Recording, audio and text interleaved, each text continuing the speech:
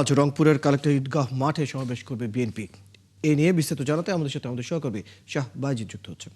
বাজিদ, বিএনপির চেয়ারম্যান তারেক রহমান কখন সমাবেশে আসবেন, সর্বশেষ খবর জানাবেন।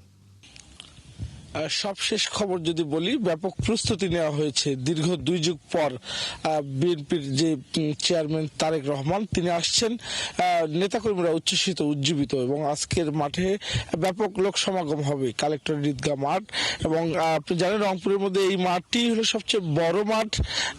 জাতীয় কোনো নেতা, বড় কোনো নেতা আসলে এই মাঠ বা জেলা স্কুল মাঠ, এই দুইটি মাঠই কিন্তু সচরাচর অনুষ্ঠান এবং সমাবেশগুলো হয়।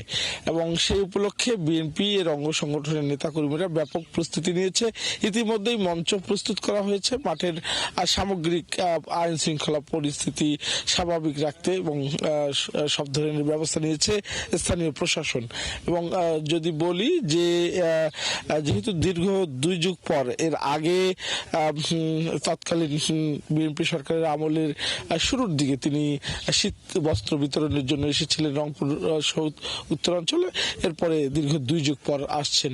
এতে দলীয় নেতা কর্মী যারা ভোটে প্রতিদ্বন্দ্বিতা করছেন, দলীয় নেতা, তারা সকলেই কিন্তু এই আজকের দিনে কি ধরনের দিক নির্দেশনা দেয় সেই দিকে তাকিয়ে আছেন। তারেক রহমানের দলীয় প্রধান তিনি আসছেন উত্তরাঞ্চলে, এবং তারা বলছেন যে অন্য জায়গার তুলনায় রংপুরে কিন্তু ব্যাপক লোক সমাগম হবে, কারণ দীর্ঘদিন পর তাকে কাছ থেকে দেখার যে বাসনা সেটি পূরণ করবে দলীয় নেতাকর্মীরা। পাশাপাশি ভোটার, সমর্থক এবং সাধারণ মানুষ এই সমাবেশে আসবে বলে তারা মনে করছেন। ইতিমধ্যেই কিন্তু এই সামগ্রিক প্রস্তুতি গ্রহণ করা হয়েছে। আরেকটি বিষয় জানিয়ে রাখি যে সারা দেশে এই নির্বাচনী জনসভাগুলোতে যে ধরনের বক্তব্য রাখা হচ্ছে, এর আজকের বক্তব্যে তারেক রহমান এই অঞ্চলের সমস্যার সম্ভাবনাগুলো তুলে ধরবেন। পাশাপাশি তিস্তা মহাপরিকল্পনা নিয়ে কথা বলবেন।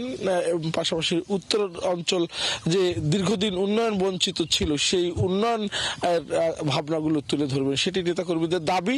এবং একই সাথে দাবি যে আগামীতে এই তারেক রহমান তার নেতৃত্বে উত্তরাঞ্চলের জন্য তিনি কিছু করবেন, এটি নেতাকর্মীরা বলছেন।